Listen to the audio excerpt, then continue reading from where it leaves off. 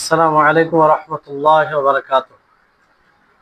إن الحمد لله نحمده ونستعينه ونستغفره ونعوذ بالله من شرور أنفسنا وسيئات أعمالنا.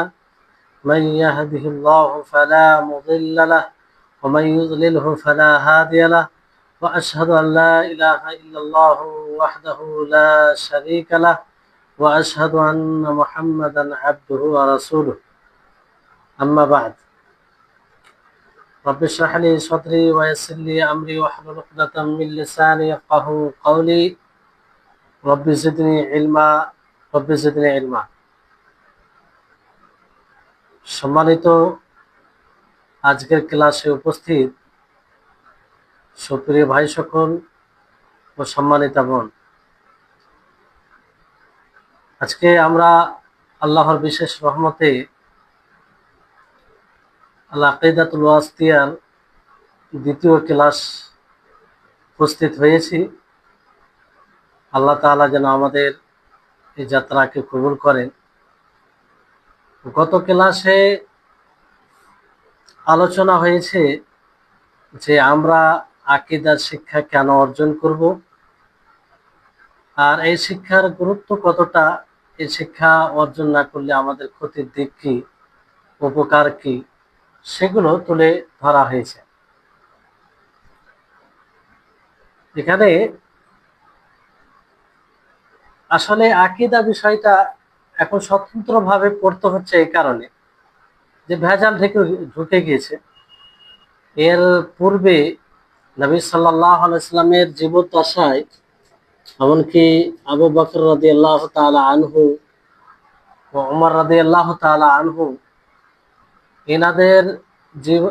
এনাদের সময়ে আকীদার স্বতন্ত্রভাবে এটা পড়ার প্রয়োজন পড়েনি।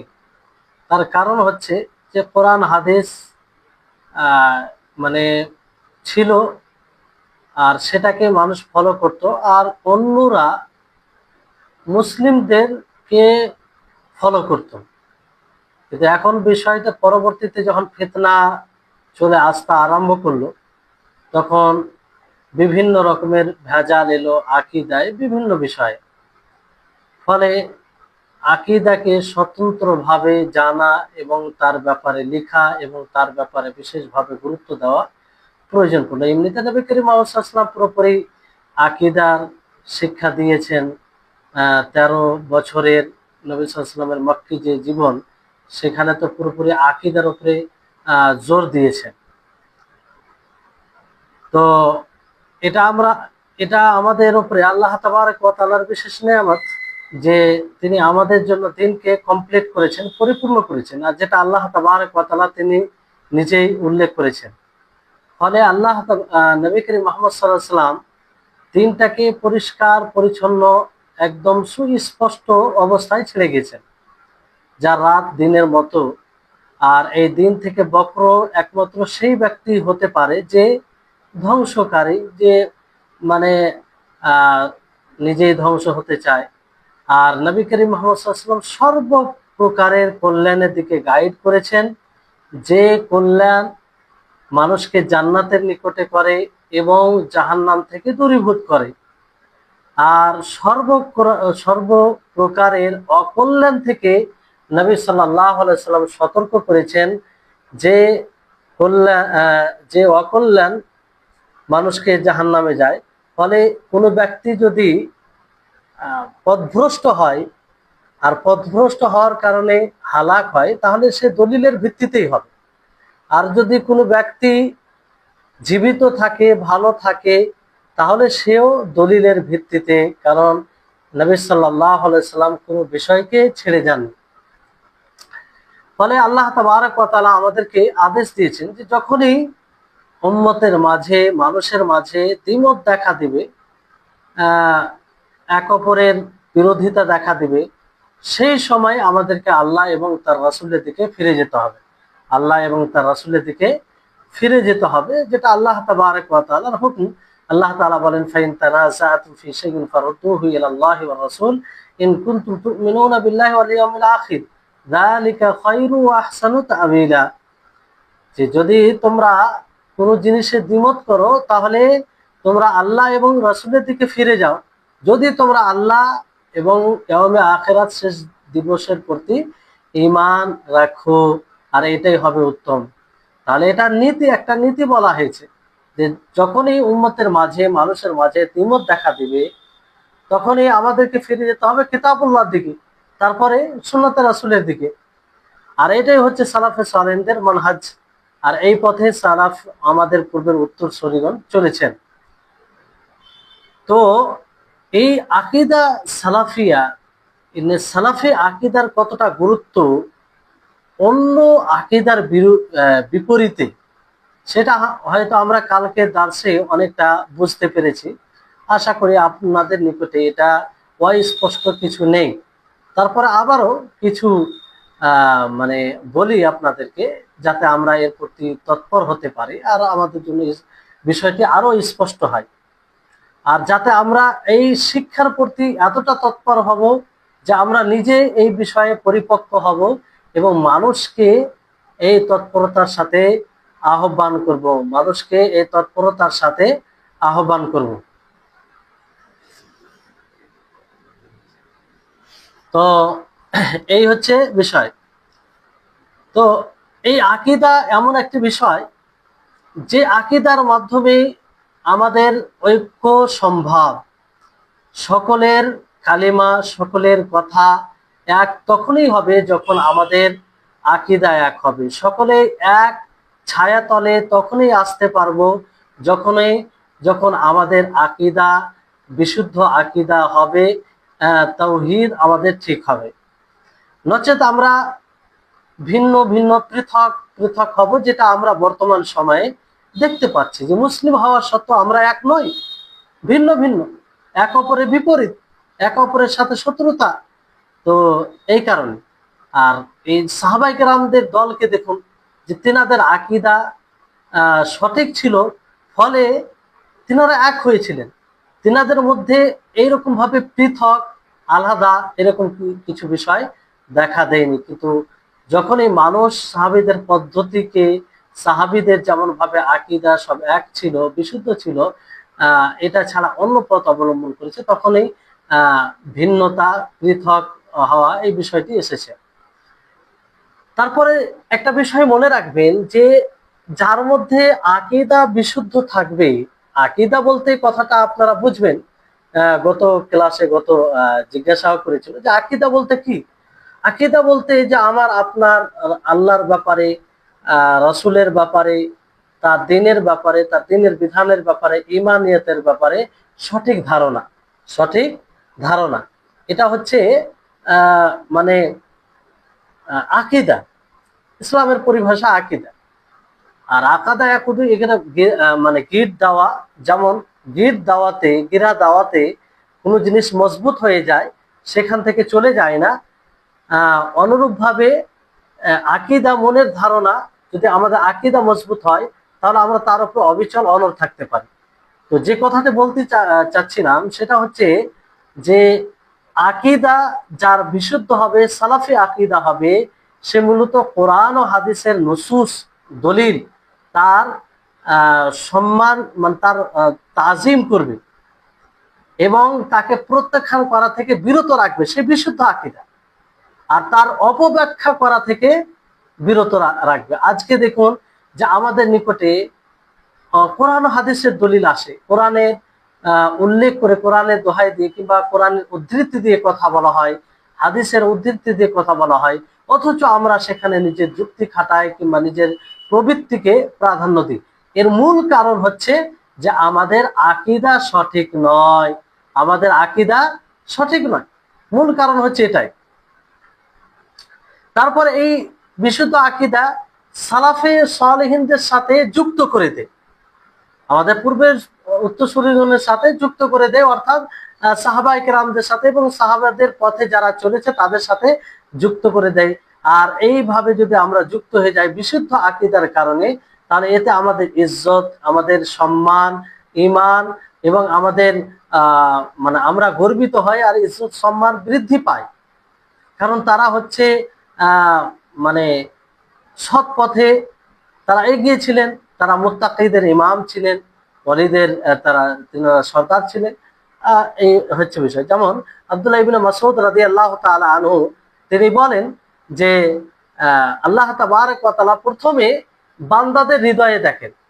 এগুলো বইয়ে পাবেন, মতলে আছে আপনার মানে তামহিদ ভূমিকাতে এগুলো বলা হয়েছে যে আব্দুল্লাহ ইবনে মাসউদ রাদিয়াল্লাহু তাআলা আনহু তিনি বলেন যে বান্দার হৃদয় আল্লাহ তাআলা সর্বপ্রথম দেখেছেন বান্দার হৃদয়কে।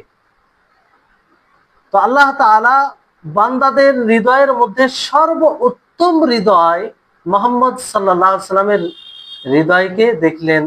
ফলে তিনি মুহাম্মদ সাল্লাল্লাহু আলাইহি সাল্লামকে চয়ন করলেন নবুয়তের জন্য, রিসালাতের জন্য, যার জন্য তিনি রাসূল তিনাকে রাসূল এবং নবী হিসাবে প্রেরণ করেছেন। তারপরে আল্লাহ তাবারক ওয়া তাআলা মুহাম্মদ সাল্লাল্লাহু আলাইহি সাল্লামের হৃদয়ের পরে বাকি মানুষের হৃদয়কে দেখলেন। তো বাকি মানুষের হৃদয়ের মধ্যে সাহাবায়ে কিরামদের হৃদয়কে সবচেয়ে ভালো পেলেন, কল্যাণকামী ভালো দেখলেন। ফলে তাদেরকে আল্লাহ তাআলা নবীদের সাথী সহযোগী হিসাবে চয়ন করলেন, যারা দ্বীনের জন্য লড়াই করেছেন।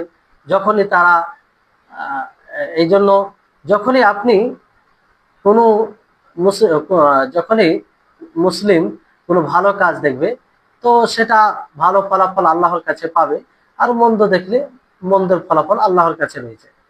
তো এটা হচ্ছে বিষয় যে সাহাবায়ে কেরাম উত্তম একটি দল ছিল, যে যাদের তারবিয়াত নবী সাল্লাল্লাহু আলাইহি সাল্লাম নিজেই করেছেন। অনুরূপভাবে আব্দুল্লাহ ইবনে ওমর রাদিয়াল্লাহু তাআলা আনহুমা তিনি বলেন যে কেউ যদি কোনো পথের অনুসরণ করে তাহলে যারা মারা গেছে তাদের অনুসরণ করতে হবে। মানে কারা মারা গেছে? তারা হচ্ছে উলাইকা আসহাবু মুহাম্মদ, মুহাম্মদ সাল্লাল্লাহু আলাইহি সাল্লামের সাথীগণ। কারণ তারা উম্মতের মধ্যে সবচেয়ে বড় কল্যাণকামী ছিলেন, তাদের হৃদয় সবচেয়ে সৎ ছিল এবং তারা সবচেয়ে বেশি জ্ঞানের অধিকারী ছিলেন, গভীর জ্ঞানের তিনারা অধিকারী ছিলেন। এবং আল্লাহ তাবারক ওয়া তাআলার বিধানকে মানতে গিয়ে তিনারা সবচেয়ে কষ্ট কম অনুভব করেছেন, যার জন্য আল্লাহ তাআলা তাদেরকে নবী সাল্লাল্লাহু আলাইহি সাল্লামের সঙ্গী হিসাবে চয়ন করেছেন, যাতে তার দ্বীনকে অন্য মানুষের নিকটে পৌঁছে দেয়। আর মানুষ তাদের আখলাক চরিত্রের মতো তাদের আখলাক চরিত্র থেকে শিক্ষা নেয় এবং তাদের মতো নিজের চরিত্রকে তৈরি করার চেষ্টা করে। আর তারা হচ্ছে মুহাম্মদ সাল্লাল্লাহু আলাইহি সাল্লামের সাথী, কারণ তারা হেদায়েতের উপরে, সরল পথের উপরে ছিল, যেটা নবী সাল্লাল্লাহু আলাইহি সাল্লাম তিনি নিজেই এটা উল্লেখ করেছেন। তারপরে বিষয়টি হচ্ছে যে আমরা যে বইটি পড়তে যাব সে বইটি সালাফি আকীদার মাঝে কতটা গুরুত্বপূর্ণ, সালাফি আকীদার মাঝে কতটা গুরুত্বপূর্ণ এটা আমাদের নিকটে স্পষ্ট হওয়া দরকার আছে। এবং স্পষ্ট হলে আরো আমরা এটা পড়ার প্রতি আগ্রহী হব। শেখুল ইসলাম ইবনে তাইমিয়া রাহিমাহুল্লাহ তিনি এই বইয়ে যে আকীদা মানে উপস্থাপন করেছেন অত্যন্ত সহজ সরল ভাষায়, সুস্পষ্ট ইবারতে, এবং দলিলগুলো ভালোভাবে নিয়ে এসেছেন। শব্দ কম ব্যবহার করেছেন, কিন্তু তাতে অনেক অর্থ নিহিত আছে। আর এই বইটি এমন যে বইটিকে অধিকাংশ মানুষ গ্রহণ করেছে। এই জন্য তুল্লাবুল ইলম, যারা শরীয়তের জ্ঞানের পাঠক, তারা এই বইকে পড়ে এবং এই বইয়ের শিক্ষা দেয়, এই বইকে হিফজ করে, প্রজন্ম পর প্রজন্ম হিফজ করে। আর মুখতাসার সংক্ষিপ্ত যে বইয়ে আহলুস সুন্নাহ ওয়াল জামাতের আকীদা তুলে ধরা হয়েছে। কিন্তু বিষয়টি হচ্ছে যে এই বইটির নাম আল আকিদাতুল ওয়াসিতিয়া কেন পড়ল? এর কারণ কি? এর মানে কিসের কারণে শেখুল ইসলাম ইবনে তাইমিয়া রাহিমাহুল্লাহ এই বইটির নাম আল আকিদাতুল ওয়াসিতিয়া রেখেছেন? উনি নিজেই এটা ব্যক্ত করেছেন যে উনি কিসের কারণে এই আল আকিদাতুল ওয়াসিতিয়া নাম রেখেছেন। তিনি বলছেন যে আমার নিকটে ওয়াসিত জায়গা থেকে কিছু মানুষ আসে, কিছু কাজে আসে, এবং মানে যারা যে এসেছিল তাকে রাজিউদ্দিন আল ওয়াস্তি বলা হতো, যে শাফি মাসলাকের ছিল, নিসবত নিজেকে সম্পৃক্ত করতো শাফি সাথে। তো তিনি বলছেন যে সে আমার নিকটে আসে, আর সে অনেক কল্যাণকামী ছিল, দিনই মিজাজের ছিল, আর সে মানুষের অভিযোগকে তুলে ধরলো। তাতার যে সেখানে হুকুমত, তাতার যে রাজত্ব ছিল, সেই জায়গার যে মানুষের অভিযোগ অসুবিধা সেটা তুলে ধরলো।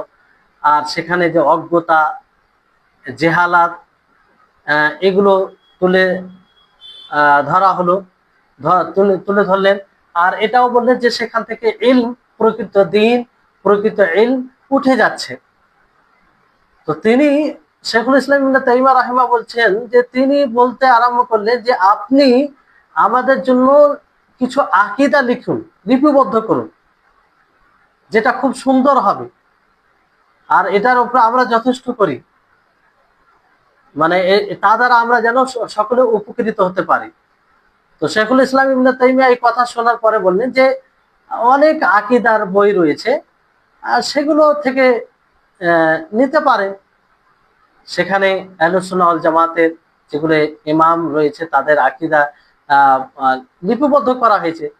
তো বারবার এই কথা আবার রিকোয়েস্ট করতে লাগলেন যে না, আপনি আমাদের জন্য লিখুন, আমি পছন্দ করি যে আপনি কিছু লিখবেন। তো তিনি তার কথা শুনে লিখতে আরম্ভ করলেন একটি ছোট্ট রিসালা, যাকে আল আকিদাতুল ওয়াসতিয়া বলে জানা যায়। যেহেতু ওই ব্যক্তি যে লেখার রিকোয়েস্ট করেছিল সে ওয়াসিত জায়গার সাথে সম্পৃক্ত তিনার, তো ওই দিকে নিসবত করে বইটির নাম তিনি রেখে দিলেন আল আকিদাতুল ওয়াসতিয়া, আল আকিদাতুল ওয়াসতিয়া। আর দ্বিতীয় বিষয় হচ্ছে যে ওয়াসাত, আহলুস সুন্নাহ ওয়াল জামাতকে ওয়াসাত বলা হয় কারণ উম্মতে মুহাম্মাদের মধ্যে অনেক ফিরকা, অনেক দল রয়েছে, কিন্তু সেই দল এবং ফিরকার মধ্যে উত্তম দল এবং মধ্যমপন্থী যে দলটি, সেটি হচ্ছে আহলুস সুন্নাহ ওয়াল জামাত, সালাফি। অনুরূপভাবে এই সালাফি কিংবা আহলুস সুন্নাহ ওয়াল জামাত, তিনারা আল্লাহ তাআলার নাম ও গুণেও মধ্যমপন্থী, মানে যেগুলো আল্লাহ তাআলার নাম প্রমাণিত সেগুলো প্রমাণিত প্রমাণ বলে উল্লেখ করে, আর যেগুলো প্রমাণিত নয় সেগুলো পিছনে যায় না। আর আল্লাহ তাবারক ওয়া তাআলা নাম ও গুণের সাথে কাউকে সাদৃশ্য করে না। এবং জাবরিয়া, কদরিয়া, এগুলো যে আপনার দল রয়েছে তাদের মাঝেও মধ্যমপন্থী আহলুস সুন্নাহ ওয়াল জামাত। মানে জাবরিয়া কি করে? জাবরিয়া বলে যে আমরা যা কিছু করি সেটা বাধ্য, কারণ আমাদের মুকাদ্দার আল্লাহ তাআলা লিপিবদ্ধ করে রেখেছেন, আমাদের স্বাধীনতা নেই, আমরা বাধ্য, ফলে আমরা যা কিছু করি সেটার মুআখাযা হবে না। জাবরিয়া তারা বলে, তারা পথভ্রষ্ট। আর কাদারিয়া তারা কি বলে? কাদারিয়া তারা বলে যে কাদারিয়া তাদের একটি বিভ্রান্তিকর ধারণা রয়েছে। তো এই দুই দলের মাঝে আহলুস সুন্নাহ ওয়াল জামাত তারা মধ্যমপন্থী, ওয়াসাত যাকে বলা হয়। তো এই দিক দিয়েও মানে এর নাম আল আকিদাতুল ওয়াসতিয়া রাখা হয়েছে। এবার এই আল আকিদাতুল ওয়াসতিয়ার সারা অনেকগুলো রয়েছে, এর ভাষ্যকার অনেকগুলো রয়েছে। দেখুন, কোনো বইয়ের যদি ভাষ্যকার অনেক থাকে, কোনো বইয়ের যদি অনেক ওলামায়ে কেরাম তার ব্যাখ্যা বিশ্লেষণ করেন, তাহলে সেই বইয়ের গুরুত্ব বেড়ে যায়। আর সেই বই অনেক উপকৃত কিংবা অনেক গুরুত্বপূর্ণ বলেই সমস্ত ওলামাগণ জিনাদেরকে আল্লাহ তাআলা জ্ঞান দিয়েছেন, তারা চেষ্টা করেন যে এই বইয়ের পিছনে আমারও কিছু খিদমত হোক কিংবা আমারও কিছু ভূমিকা থাক, চেষ্টা করবে। তো আল আকিদাতুল ওয়াসতিয়া এমন একটি বই, যে বইটি আমরা পড়তে যাচ্ছি সেই বইটির অনেক সারা রয়েছে, অনেক ভাষ্যকার রয়েছে। আর বড় বড় ওলামায়ে কেরাম এর সারা লেখার প্রচেষ্টা করেছেন আর লিখেছেন। তার মধ্যে একটি অন্যতম সারা হচ্ছে মোহাম্মদ খালিল হার্রাস উনার সারা, আল্লামা মোহাম্মদ খালিল হার্রাস, যেই সারা আমরা পড়ব, যে সারা সহ আল আকিদাতুল ওয়াসিতিয়া আমরা ইনশাআল্লাহ পড়ব। তো তার কারণ হচ্ছে এই আল আকিদাতুল ওয়াসিতিয়ার যে সারা খালিল হার্রাসের রয়েছে, এটা খুব মানে সুস্পষ্ট ভাবে তিনি লিখেছেন, আর খুব সংক্ষিপ্ত ভাবে, খুব লম্বা তা নয় আর খুব সংক্ষিপ্ত তাও নয়। এটা খুব ভালো সারা বলে গণ্য করা হয়। আর অনেকেই এই সারা দ্বারা, এই ভাষ্যকার দ্বারা উপকৃত হয়। কারণ শেখ রাহিমাহুল্লাহ, খালিল হার্রাস রাহিমাহুল্লাহ, তিনি এই বইয়ের সারা করতে গিয়ে, ব্যাখ্যা করতে গিয়ে কোনো কালিমা, কোনো শব্দকে ছাড়েননি। যেই শব্দের ব্যাখ্যার প্রয়োজন ছিল সেটা তিনি ব্যাখ্যা করেছেন, এবং ব্যাখ্যা করতে গিয়ে কোরআনের আয়াত এবং হাদিস উল্লেখ করেছেন, এবং সাহাবা কেরাম রিজওয়ানুল্লাহি আলাইহিম আজমাইনদের কথা যদি থাকে সেটা উল্লেখ করেছেন। তারপরে সালাফে সালেহিনদের কথা, যেমন ইমাম আহমদ, ইমাম বুখারী, নুআইম বিন হাম্মাদ, এনাদের কথা মানে উল্লেখ করেছেন। এই হচ্ছে ওনার বই। তারপরে ওনার বইয়ের আরো, যেমনটা বললাম আপনাদেরকে, আরো অনেক সারা রয়েছে। তো সেই সারাগুলির নাম বলছি না, কারণ অনেক সারা রয়েছে। আমরা মূলত যে সারাটি পড়ব আল খালিল হার্রাসের, মোহাম্মদ খালিল হার্রাস, সেই সারা সম্পর্কে আপনাদেরকে বললাম যে খুব সুন্দর একটি ভাষ্যকর, যেটা মানুষ অনেক গ্রহণ করেছে, আর মানুষ তা দ্বারা অনেক উপকৃত হয়েছে। এবার আসুন, যেহেতু আমরা যার বই পড়ব, জিনার বই পড়ব, তার সম্পর্কে আমরা কিছু জানি, শেখুল ইসলাম ইবনে তাইমিয়া রাহিমাহুল্লাহ সম্পর্কে।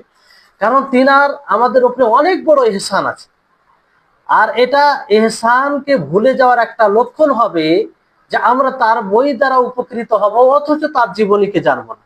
তিনি যে সঠিক আকীদাকে প্রচার প্রসার করার জন্য মানুষকে সেই নবী সাল্লাল্লাহু আলাইহি সাল্লামের দাওয়াত দ্বীনের দিকে ফিরিয়ে নিয়ে আসার জন্য কতটা সংগ্রাম করেছেন, কতটা জিদ্দজাহাদ করেছেন, কতটা তিনি ত্যাগ স্বীকার করেছেন, কতটা তিনি পরীক্ষার সম্মুখীন হয়েছেন, সেগুলো যদি আমরা না জানার চেষ্টা করি এবং এর প্রতি আগ্রহ না দেখাই, এক প্রকার তার ইহসানকে ভুলে যাওয়ার একটা দিক হবে।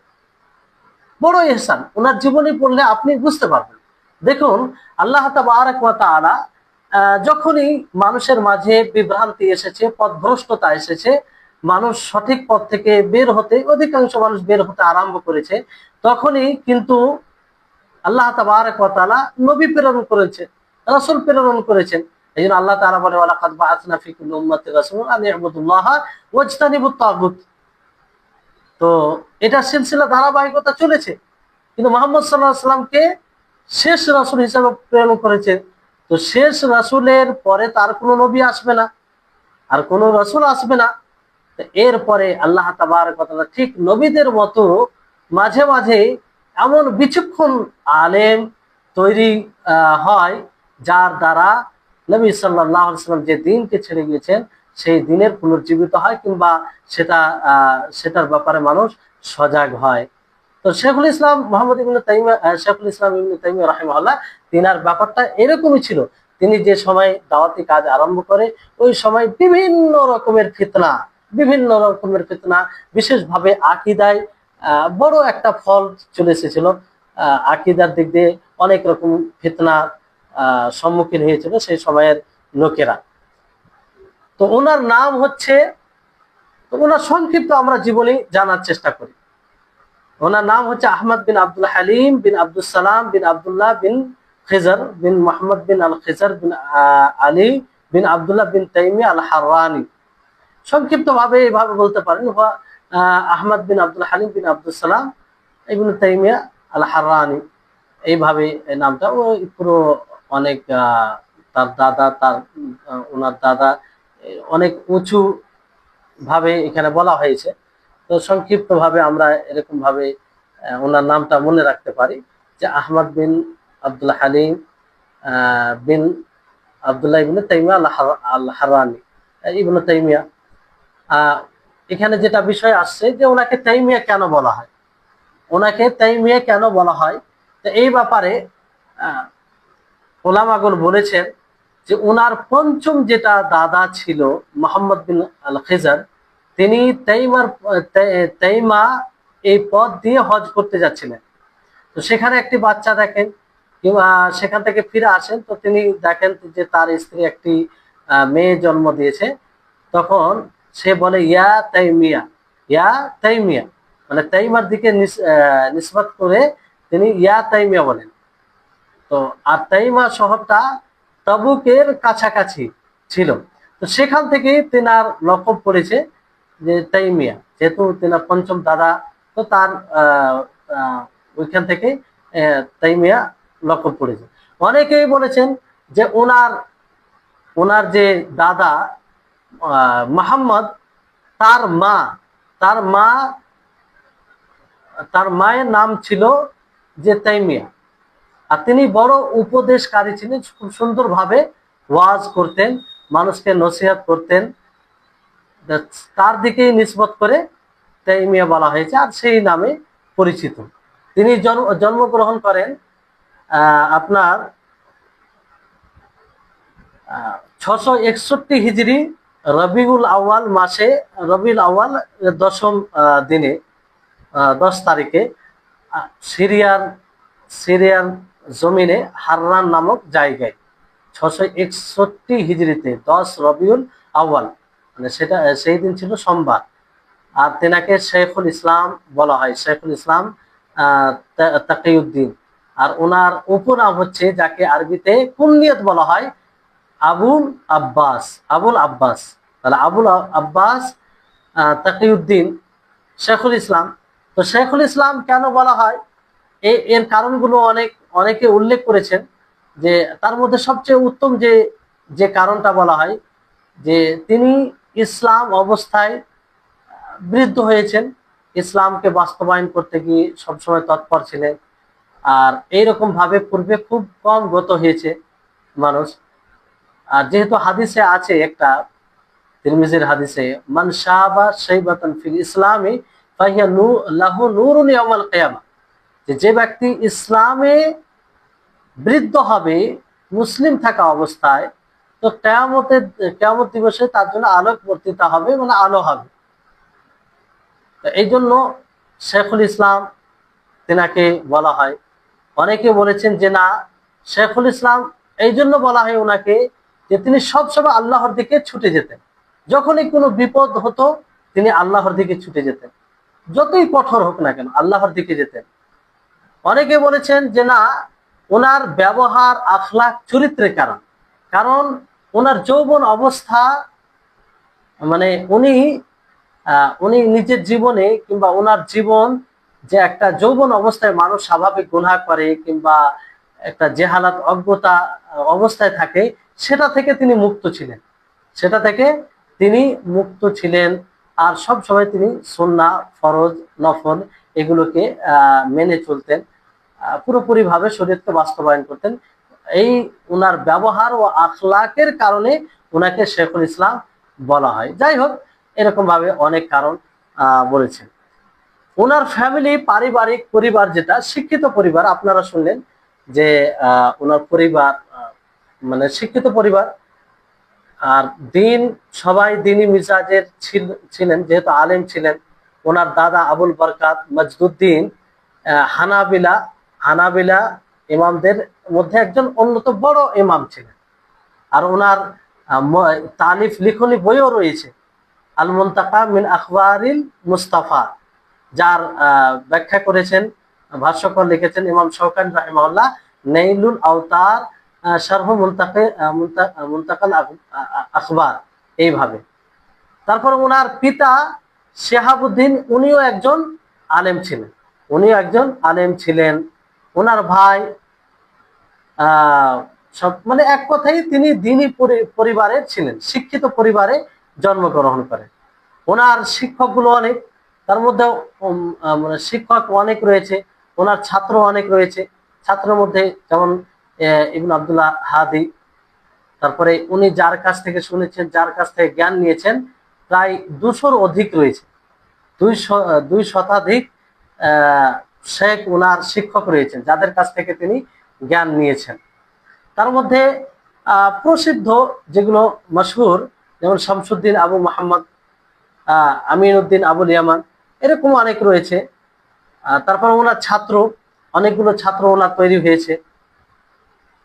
আর সবচেয়ে যে বেশি উপকৃত হয়েছেন অনেকেই রয়েছে, তার মধ্যে রয়েছে শামসুদ্দিন বিন আব্দুল হাদি, তিনিও ওনার এক অন্যতম ছাত্র, তিনার দ্বারা তিনার কাছ থেকে জ্ঞান নিয়েছেন। তারপরে ইমাম যাহাবি, শামসুদ্দিন যাহাবি, শামসুদ্দিন ইবনুল কাইয়িম রাহিমাহুল্লাহ, আপনারা বারবার শুনেছেন, ওনারই ছাত্র, ওনার কাছ থেকে জ্ঞান নিয়েছেন। তারপরে ইবনু কাসির রাহিমাহুল্লাহ, যেনার তাফসীর ইবনে কাসির রয়েছে, ইমাদউদ্দিন ইবনু কাসির, ওনারই ছাত্র।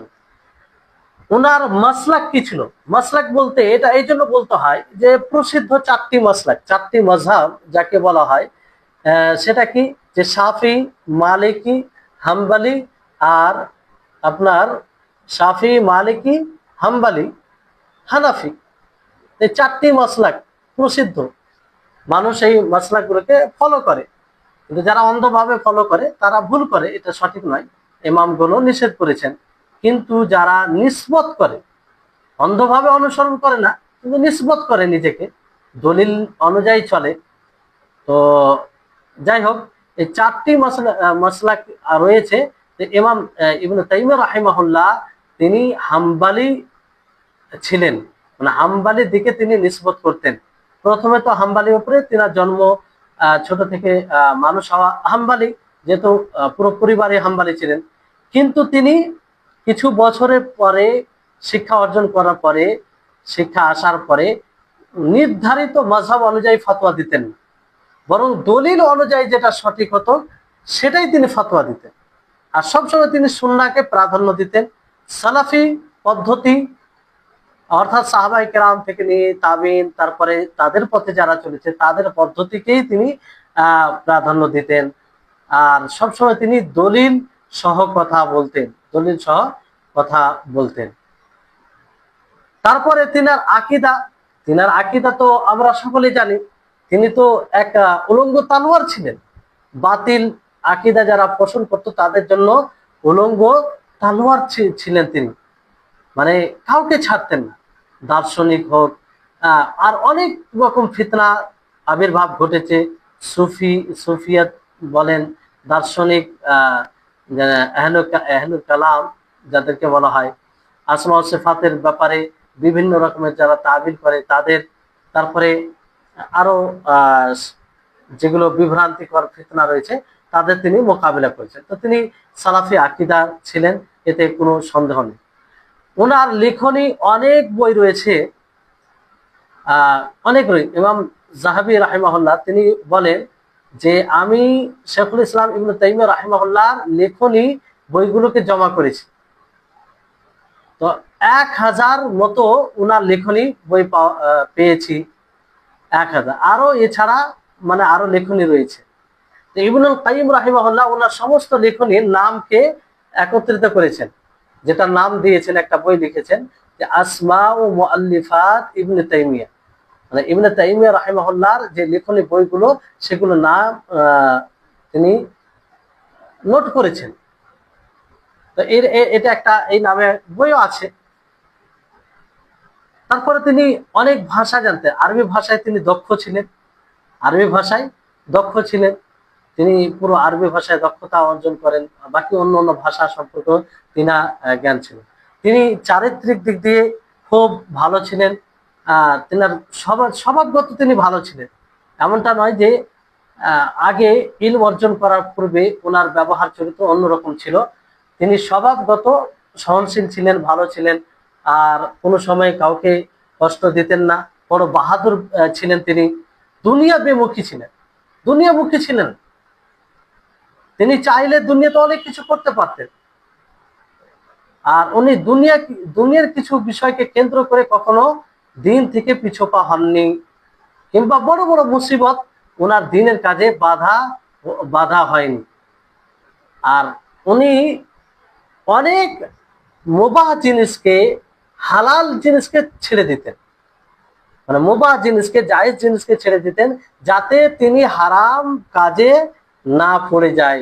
এটা মুত্তাকিদের, যারা বড় মুত্তাকি, তাকওয়া যাদের মজবুত, তারা মুবাহ কাজ থেকেও বিরত থাকে। কারণ যখন মানুষ বৈধ কাজ বেশি বেশি করে করবে, তখন স্বাভাবিকভাবে সে হারাম কাজে তার দ্বারা হয়ে যাবে কিংবা করবে সে। শেখুল ইসলাম ইবনে তাইমিয়া রাহিমাহুল্লাহ, তিনি তিনার তাকওয়া এতটাই মজবুত ছিল যে মুবাহ কাজকে ছেড়ে দিতেন, বৈধ কাজকে ছেড়ে দিতেন, যেটা করে কোনো উপকার আসবে না সেগুলোকে ছেড়ে দিতেন। তারপরে ওনার শারীরিক যেটা ছিল গুণ, যে তিনি সাদা রঙের ছিলেন এবং তেনার চুলগুলো, দাড়িগুলো কালো ছিল। তেনার চুল দাড়ির মধ্যে খুব কমই সাদা হয়েছিল, খুব কম। আর তেনার চুলগুলো কানের লতি পর্যন্ত চলে আসে। তিনি এমন ছিলেন যে তিনি সবসময় বলতেন, তেনার চক্ষু, তেনার জিহ্বা বলতেন, এবং মধ্যম মাঝারি সাইজে মাঝারি ছিলেন, অতিরিক্ত লম্বা নয়, অতিরিক্ত ছোট নয়। তারপরে তেনার দুই কাঁধ একটু দূরত্ব ছিল, মানে লম্বা গর্দন ছিল না। তিনি উঁচু আওয়াজে কথা বলতেন, মানে স্বভাবগত তিনি জোরে জোরে কথা বলতেন। আর সুস্পষ্ট ভাষী ছিলেন, অতি জোরে পড়তেন তিনি। আর এমন ভাব পড়তেন এমনটা নয় যে বুঝতে পারতেন না কিংবা অন্যরা বুঝবেন না, অন্যরাও বুঝবে এমন ভাবে পড়তেন তিনি। তারপরে তিনি শুধু বড় আলেমের সাথে সাথে তিনি বড় আলেম ছিলেন, তার সাথে সাথে তিনি বড় বাহাদুরও ছিলেন। এই জন্য তিনি যেমন কলম দ্বারা, জিহবা দ্বারা যুদ্ধ করেছেন, হাত দ্বারা যুদ্ধ করেছেন, অনুরূপভাবে তাতারদের বিরুদ্ধে তিনি অস্ত্র সহ ময়দানে এসে তিনি তাদের বিরুদ্ধে যুদ্ধ করেছেন। তিনি কাতারে ছিলেন যোদ্ধা হিসাবে, তো তিনি বড় বাহাদুর ছিলেন। কারণ সেই সময় তাতার হামলা করে, আর বড় তখন যুদ্ধ চলছিল। তো তিনি এমনকি তিনার বাহাদুর, তিনি কতটা বাহাদুর ছিলেন এটা থেকে বোঝা যায় যে তাতার বাদশার কাছে গিয়ে তিনি এমন ভাষণ দেন কিংবা এমন ভাবে কথা বলেন যে যারা উপস্থিত ছিল তারা মানে হতভম্ব হয়ে গেছিল, আশ্চর্য যে এরকম ভাবে এই বাদশার সামনে এরকম ভাবে কি করে কথা বলে। ফলে যে মিশরের বাদশা ছিল সে তাকে ধমক দেয় এই কারণে যে সে ভাবছিল যে হয়তো তাতার যে মুসলিম আছে, তারা তাতার যেগুলো রয়েছে, মানুষ রয়েছে, তারা মুসলিম হয়ে যাবে। শেখুল ইসলাম ইবনে তাইমিয়া রাহিমাহুল্লাহ তিনার প্রশংসা অনেক আলেম করেছেন, অনেক আলেম করেছেন। এমনকি তিনার শত্রুরাও তার প্রশংসা করেছেন। বলুন, যার শত্রু প্রশংসা করবে তো মেনে নিতে হবে যে সে আসলেই এই এর অধিকারী। আর তার দোস্ত, বন্ধু এবং ছাত্র তারা তো করবেই, তো শত্রু পর্যন্ত তার প্রশংসা করেছেন। ইবনু নাসির আদ-দ্বীন একজন মানে আপনারই, তো উনি গণনা করেছেন যে প্রায় 80টা আলেমের চেয়ে বেশি তার প্রশংসা করেছেন এবং সেগুলোকে একটি বইয়ে একত্রিত করা হয়েছে।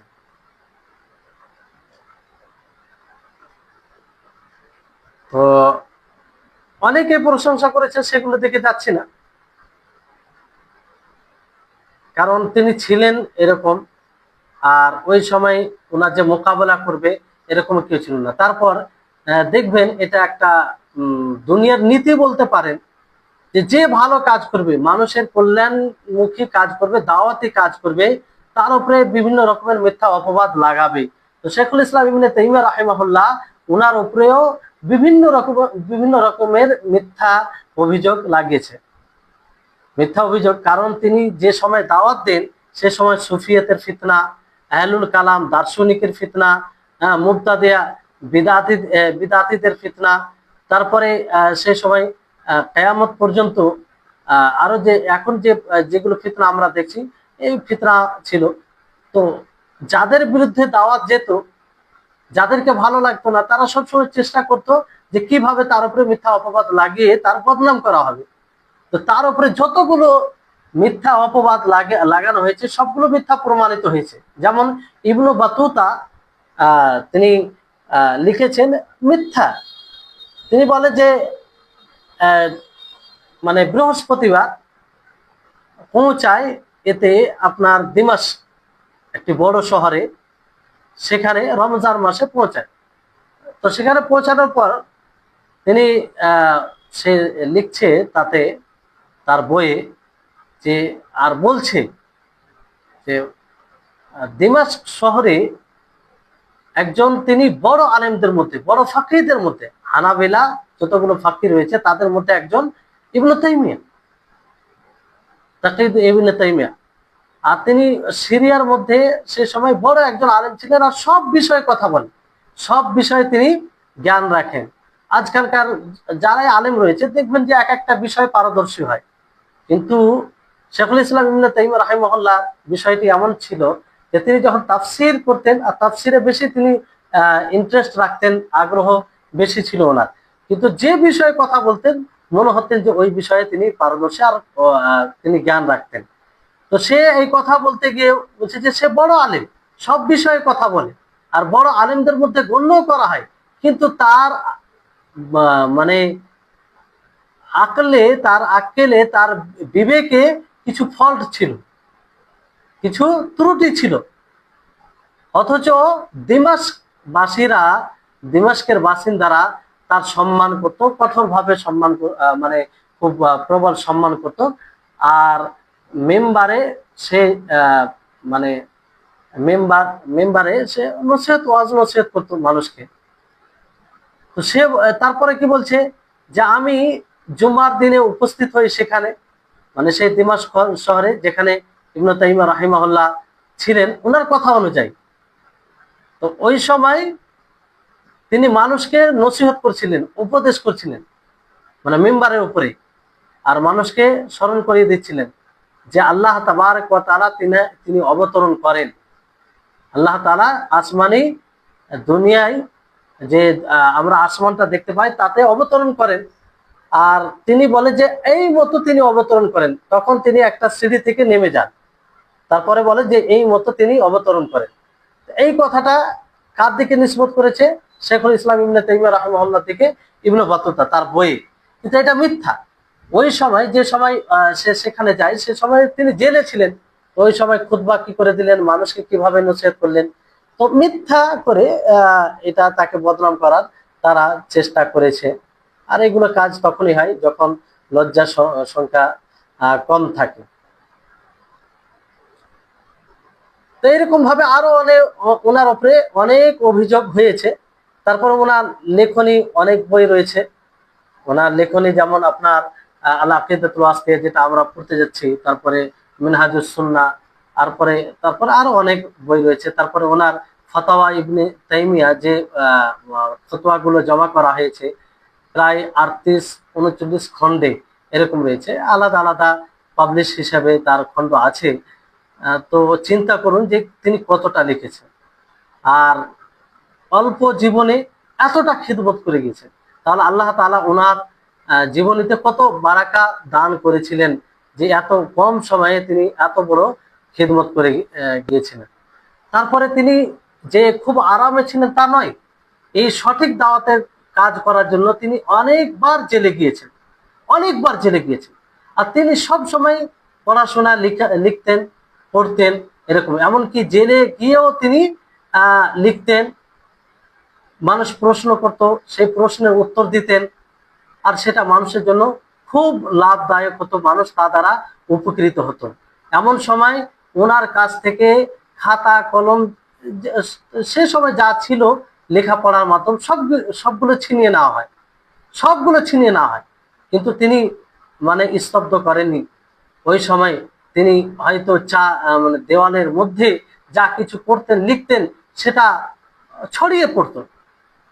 বড় অবাক করা বিষয় যে তিনি জেলে ছিলেন, অথচ তিনি যা লিখতেন সেটা কিন্তু মানুষের মাঝে ছড়িয়ে যেত, মানুষের মাঝে ছড়িয়ে যেত। এইভাবে মানুষ যখন একটা লক্ষ্য স্থির বানিয়ে নেই যে আমাকে এটা করতে হবে, আমার এটা দায়িত্ব, তো শেখুল ইসলাম ইবনে তাইমিয়া রাহিমাহুল্লাহ তিনি তাই করেছিলেন। তিনার জেল এই কাজে বাধা হয়নি, কোনো মতেই বাধা হয়নি। তিনার কাছ থেকে যে সবকিছু ছিনিয়ে নেওয়া হয়েছিল সেটাও প্রাচীর হয়ে দাঁড়ায়নি তার এই ইলমি খিদমতে। এই হচ্ছে শেখুল ইসলাম ইবনে তাইমিয়া রাহিমাহুল্লাহ। খুব অতি সংক্ষিপ্ত ভাবে আপনাদেরকে তার জীবনী তুলে ধরা হলো। এমনিতেই তার জীবনী যদি বলা যায় তো প্রায় একটা কোর্স হিসাবে তার জীবনী বেশ কয়েকটি ক্লাসে আমরা জানতে পারি, এতটা ওনার জীবনীতে শিক্ষণীয় বিষয় রয়েছে। আর মানে ত্যাগী জীবনী রয়েছে ওনার। তো অবশ্যই আমাদেরকে তাদের জীবনী পড়া উচিত।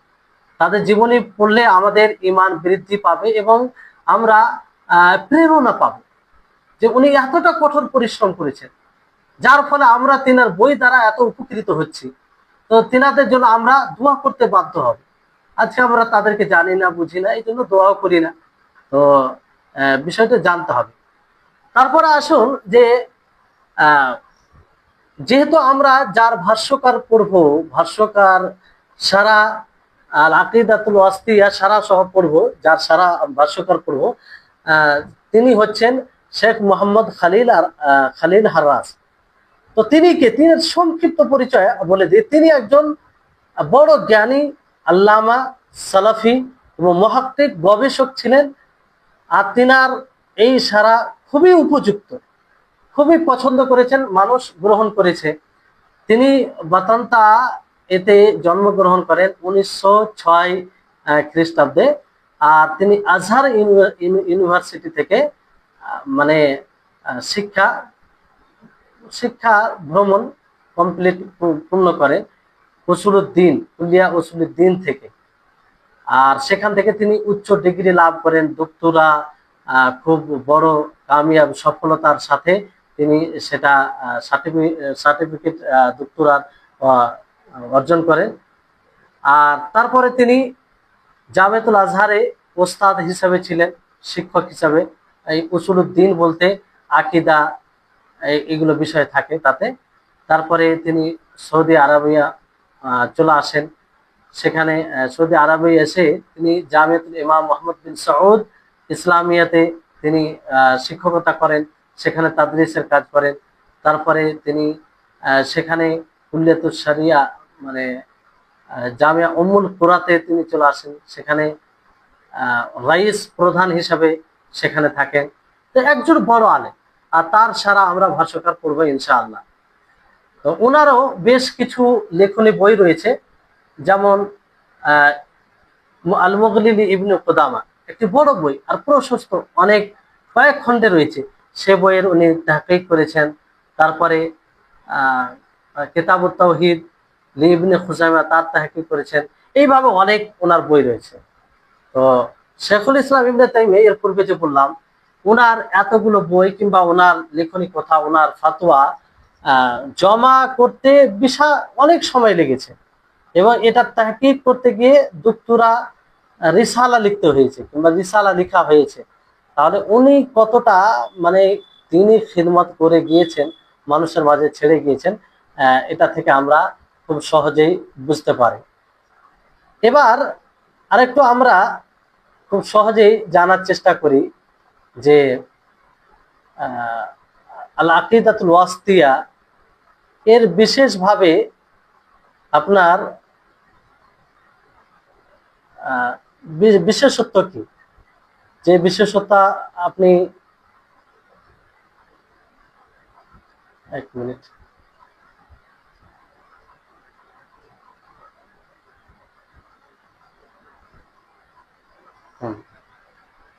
তো অনেকটাই আপনারা হয়তো পূর্বে শুনেছেন যে এর বিশেষত্ব কি। কারণ সেটা শেখুল ইসলাম ইবনে তাইমিয়া রাহিমাহুল্লাহ তিনি লিখেছেন, আর খুব সংক্ষিপ্ত ভাবে লিখেছেন। তিনি খুব সংক্ষিপ্ত ভাবে লিখেছেন।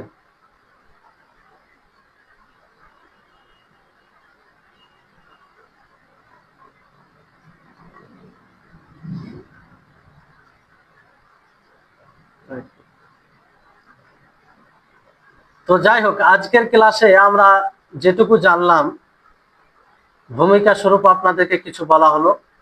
তারপরে শেখুল ইসলাম মুহাম্মদ ইবনে তাইমিয়া রাহিমাহুল্লাহ শেখুল ইসলাম ইবনে তাইমিয়া রাহিমাহুল্লাহ সম্পর্কে আমরা কিছু জানলাম। তারপরে সেই বইয়ের ভাষ্যকার যিনি যিনি সারা লিখেছেন সে সম্পর্কে আমরা কিছুটা জানলাম। তারপরে আমরা জানলাম আল আকিদাতুল ওয়াসিতিয়া এই সম্পর্কে, এবং সালাফদের যে আকিদা রয়েছে, আর আল আকিদাতুল ওয়াসিতিয়া যেসব আকিদা উপস্থাপন করা হয়েছে এর গুরুত্ব আমরা জানলাম। তো আজকের মতো এখানে ইতি করছি। আগামী ক্লাসে ইনশাআল্লাহ তখন আমরা বই থেকে ক্লাস শুরু করব।